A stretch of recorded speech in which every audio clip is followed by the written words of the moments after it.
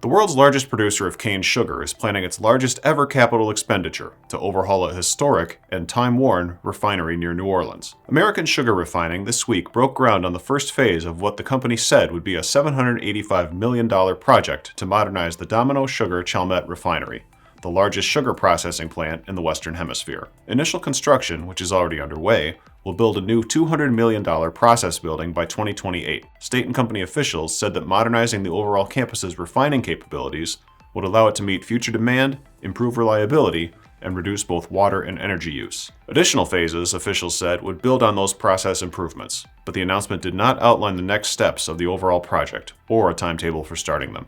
ASR said that it anticipates adding 15 jobs to its current workforce of 500. NOLA.com reports that the state's incentive package for the project included an 80% property tax abatement over 10 years. The Chalmette Refinery began operations at the campus along the Mississippi River in 1909, and it wears the scars of a 117-year history that has included hurricanes, fires, and dramatic changes in the sugar market. Its 32 production lines can reportedly produce some 6 million pounds of sugar per day across dozens of product platforms. I'm Andy Zoll. This is Manufacturing Now.